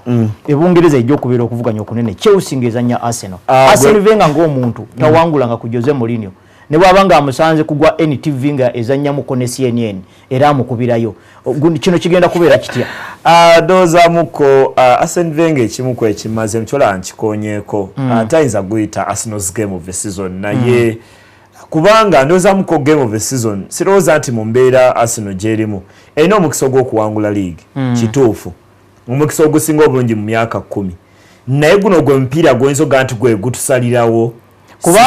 kubanga gwenzo salawo bw'owangula ekikopo tiimu z'omwaka guno tiimu ezirabikanga entono zeegaganudde nnyo kuba ku tiimu zino ennene obutafaananako mu biseera ebisembayo bye tubadde tugoberera Premier League. Ekyokubiri, game of the season eya Man City mwe yawangulira omupiira twagenda okukizuula nti yali QPR. Kakati Arsene Wenger alabikanga abakyogedde amangu naddala nga ekyali mpozi nga bwe wagambyeko eteekamu abasomye ebyenfuna kimugamba nti nno gy'okoma okutuuka ku buwanguzi ate bw'oyagala obuwanguzi obusingako kati ayinza okujjula mpozi ne gubeera gwa Man City oba ne gubeera omupiira omulala gwonna kuba emipiira gikyali Arsenal gyeteekwa okuzannya eminene. Naye nga ndowoozamuko David bw'oyingira mu kisaawe omukisa gwa Arsenal ogusinga obulungi ng'egenze ku Stamford Bridge omupiira ino buno obupaasi bwabwe obumpi balina obuzannyira ku misinde kubanga Chelsea mu maanyi no mu bunafu bwayo lwesirowooza nti emu ku ezo ttiimu ezumire ennyo okusamba ku misinde emiyitirivu naddala kweno Arsenal esobola okuwanyisiganya omupiira naddala nga tebalina Ramirez ne Willian awadde babongera speed awo bombi nga tebali mujjukira baweebwa kaadi emyufu kati ndowoozamuko bw'otulinamukaawo omukisa gwa Arsenal gusinga nnyo mu kuba nti Arsenal esobola okugenda ku Stamford Bridge n'egenda n'okukkiriza naye Arsenal kyetalina kukkiriza terina kukkiriza kgenda wansi kasa Mourinho ajja n'akulembera ttiimu ya Arsenal olunaku olw'enkya ndowooza Arsenal tejja kuba na mukisa kubanga buno obonera ate buli buna bwokka mu kibinja bw'okuba nti Arsenal egezaako okukomawo ate ekyennaku ayogedde nako olunaku olwaleero Arsene Wenger nti Thomas Tuchel atebera ggoolo emakula ku ttiimu ya Tottenham bajja kwetaaga omukebera omusambisa omupiira Mesut Ozil yalwala sabbiiti eri Olivier Giroud yeetaaga emikisa 5 teba ggoolo emu ebintu bwe bityo beetaaga Arsenal omuche ekyoyinza ogikakasaako nti buli mupiira esobola okukolamu emikisa 5 kati okutwalako kwejo 5 bwetwalako 2 ndowooza ina omukisa mulungi wali kyenayogerako wano nga bagenda samba Chelsea omupiira ogwasooka nti siraba Arsenal kuvamu emirisi nga tefunyeeyo kantu ne guno ng'ogerako mu mbeera yemu siraba njawulo nnene nnyo wakati wa zino ttiimu ebbiri ekyamazima siraba njawulo enjawulo eyinza kubeera mu bukodyo bw'abatendesi kuba ekyennaku Arsene Wenger bwazanya Stoke City bwazanya Bayern Munich bwazanya Barcelona bwazanya Aston Villa yetakyusa bukodyo naye Mourinho ye obukodyo abukyusa ndowooza kwamukubira kubanga tujja kujja wete bweti nga Mourinho yalinze kukwata Frank Lampard akuba mupiira muwanvu ogwo ne bagusanga Torres ate nga Arsenal ejja kuba n'abawagizi bangi Liverpool ejja kuba ebawagira kuba eyagala ekyo ne bafune yakayo kwa Liverpool bwe newangula Cardiff ebe eyambuka Man City ng'ekyaza Fulham ejja kuba naye wagira Arsenal nga bwesamba kwa Arsenal bwegenda ku Stamford Bridge nefuna yakabonero kuba Chelsea yekulembedde kati ye mulabe Chelsea kati yafuuka omulabe kuba kati asinga bana abasinga obonero buna olowoozamu kontineno no Man City ajja kuba enendulu wevugira Edin Dzeko ne Alban Negredo bayature ng'endulu endala yasindiseeko ddeeri ku Stamford Bridge kuba result Arsenal jenefuna ndoze ejja kugulawo nnyo ekifaananyi eri Premier League kubanga Chelsea wewangula Arsenal ejja kuba egenza obonero musanvu begebe evaamu ate obanga oyagala okuwangula ekyo ndowooza wandyagadde nnyo ttiimu zisigalawo nga zeekutte gobanga naddala nga toli Chelsea zisigalawo kuba ekikuwa omukisa nti Man City tatunuulira ttiimu emu abaana tulina Liverpool kyekola ne Arsenal kyekola naye kati omu bw'avaako Man City baba batunira okuwangula ekyo baba bakendeera mu mbeera bwetu kale abawagizi ba Liverpool mwenna eba muwagira Cardiff ne bambi ne Sara ya Arsenal mubeere nayo n'aba Man City West Ham ekyaza Man U bano ba Obi aba Man U babadde batera nnyo sikutera wabula babadde n'obuzibu nga Ferguson yabalumba bano ba Steve Bruce bano ba Sam Allardyce Mark Hughes babadde tebakuba Ferguson naye kuguno omulundi Moyezi aliyo ate nga bali ku bugenyi West Ham twagiraba yali etuga Chelsea ate ku lutindo kwennyini kwe yali ebatugira kifaananyi nki kyolaba mupiira guno nga maani yo inamu ebbugumu eri okuyitamu ogenda ku quarter final ekisooka ndowooza abajja kgenda mu guno omupiira nga Rooney yagiyise entandikwa ya season ya maani yatandise lwakusatu abalala bakubye kuva August nga baira kyobola nti ndowooza kyobola nti eri mu kyamusanvu kuba abalala basambye emyezi kumpi egiwera 5 olowoozamuko nti embeera yokka Manchester United wegenda okumaliriza season ng'eveemu eno season egambe tufunyemu akalungi kwegenda wangula empiira nga bwegiti kubanga empiira egimu nga bwojjukira bakuba ku ttiimu ya Stoke zaali bakamala kuwangula mpiira ne bagenda ku Stoke olowooza nti bajja kuwangula n'abakuba goals ali 2-1 ndoza mbera bwetyo mwezi bwagenda ate n'aveno n'ava mu kire gyali olwokuba Olympiacos nakkirira tajja koma wano ku lukalo abakiridde mu mazzi bwagenda ku West Ham n'atasobola kujjawo obonero busatu nandozaamu konti teyandi kyusiza nnyo ttiimu kwene yakubye ttiimu ya kwene yamuwangulidde ku ttiimu eya Olympiacos kubanga ezo ganti Daniels akomewo mu ttiimu olw'okuba Antonio Valencia eriiso biki naye olumu oba ttiimu ogikuumirako awamu David naddala ng'ewangudde wali abazungu kyatera okugamba nti if it ain't broke don't fix it nti bwe kibanga kino kikoze bulungi lwaki addamu okyusa kwa kimu kwebwadde obuzibu bwamu esizoni eno akyusakyusa nnyo ttiimu kizibu nnyo okulaba abazanyi nti akamwasala mulungi guno omupiira mbazaamu ennaku 11 kuno ndoza yandiwadde abawagizi abankisalitidde omukisa n'abanga ttiimu akomyawo yemu yakuba Olympiacos. Okay. Liverpool Cardiff Liverpool goals kati eteba ziri 7-7 ndowooza mu league bwotulina mukondoza abagisinga Real Madrid ndo ziri ttiimu 2 zokka mu Bulaaya erina okubanga eno result weeri Cardiff sabbiiti ewedde yamira ne goals ndo zaali 3 kwemu mu maanyi ga zino ttiimu ezirwana obutasalwako Liverpool ekukakasayo goals 2 buli mupiira goals ezo 2 bwezifuna siroza nti Cardiff esobola okufuna mukono akantu muguno. Okay. Tuyanza nnyo tuyanzeege obululu nno bwa Europa nabwo buli mu kukwatibwa naye abasajja bano abazungu engeri gye bakolamu emirimu gyabwe mubeera ku bunkenke okumala emyezi 2 mulinda quarter final draw ne mubeera ku bunkenke kati kasookanga maani bayitamu obunkenke bubaddewo nga naffe wano mu mawulire tubyogerako n'abakola programu zino bwe ziti egidde quarter final munajuuleko naye omukolo ne gutaweza na dakiika 5 nga guwedde naye akati oyinza okwesanga eno ewaffe LC1 w'ekitundu kamala okwogerako gye muli ate kakati bwamala okwogera LC3 mugenda okumala LC zokka ng'omukolo guli mu ssaawa ng'ezi ate nga omugenyi omukulu azze kikeerezi essaawa endala nnya kati era ndaba wano Emma Jet omwagizi wa ttiimu ya Manchester United agamba ndowooza twagira mani agambye Manu eyise wa Gonda eyakalulu eyiseewo agambye eyise wa Gonda yandigambye esanze wa Gonda kuba tennayitawo ffenna tujja kulinda embale kuyitawo tugambe nti naye ekyasanze busanzi kale kegamba naye simanyi oba obudde bunaatuganya okwogerako ku bwa Europa bwenaatutuganyizza enkya atunasobola obukoonako ne tusengejja ensonga ezo mu nkola yaffe eya bulijjo. Ndowooza Bungereza emipiira giweddeyo Man City ezannya ddi ezannya Fulham olunaku olw'enkya egenda kuba Fulham seezannya egenda kuba omuntu watokayuza agamba atya ku Chelsea n'Arsenal ndaba maliryemu emu ekyamazima nyina okukkiriza nti Arsenal tejja kubwa nyamu okukkiriza okwo nti Arsenal tejja kubwa. Okay. Wadde nga Chelsea ine enkizo okuwangula guno mpira z'ebitundu nga 5-5 ku buli 10. Kale tuyanza nnyo tuyanzege Isima awalala mu ligi endala okuvuganya kuli wansi ddala kubanga Germany Bayern ekoze etya oba etya era oba osuubidde ate nga sabbiiti eno David mu Germany Bayern eyinza owangula ekikopo kya league singa ekuba Mainz Dortmund ne bagikuba nga bwe tusuubira Dortmund ne bagikwa ndozaamu ate Dortmund tejja kuwangula ku Hanover kuba ekyalira Hanover 96 Dortmund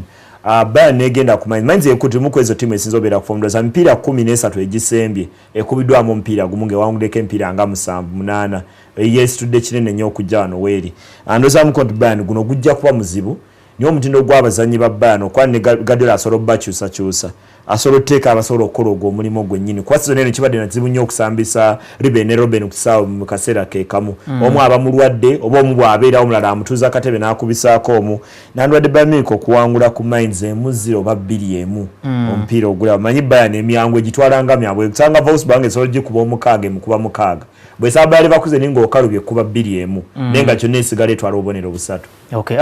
Eyitale abavuddemu mu Europa bombi basisinkana Napoli ekyaza Fiorentina mpozi abalala bonna abanene bali ku bugenyi Juventus egenda kukyalira Catania AS Roma ekyalira Chievo AC Milan oba ekyali nnene egenda kukyalira Lazio mu mipiira eginabeera eyitale ate nga ne Bufaransa PSG egenda kukyalira Lorient Monaco eri waka ekyaza Lyon Gwinga egenda kukyaza Olympique Lyon Olympique Marseille eri waka ekyaza timu y'abanafe aba Rennes tubasiibudde tuyanze egoberera program eno mwebale nnyo mwebalire ddala producer twagala mwebazaamu akensuso okuba nti nno asobodde okubateerako live ebintu ebigenda mu maaso enion wali mu Switzerland okukwata omukulu ye Emma ani ddala Emma oba ne Emma liggwayo litya ayina limu alinga mata nerya mata naliri koma kumpi n'olwekyo kale naye tubasiibudde mikwano gyaffe abeesunze Champions League quarter final ntino muyise wagonda ffe tujja bala batuyita babinsanga wano mpozi ennimi z'omukadde tuli babinsanga wano tujja kubawulira oba muyise wagonda tubagaliza obulamu obulungi ne weekend ennungi mugende eri emizanyo gyonna mugende mulaba abaana aba universities Entebbe nga badduka mu mpaka ez'ensi yonna n'ebirala bingi nnyo nga tubabuulidde tubagaliza obulamu obulungi muganda nge Isima Dareni yababadde bazanya break munne n'amukuba okugulu ne kulwala n'atasobola kubeerawo naye ndowooza ajja kujja ku Monday nze Lumansi David mbagaliza obulamu obulungi era mweraba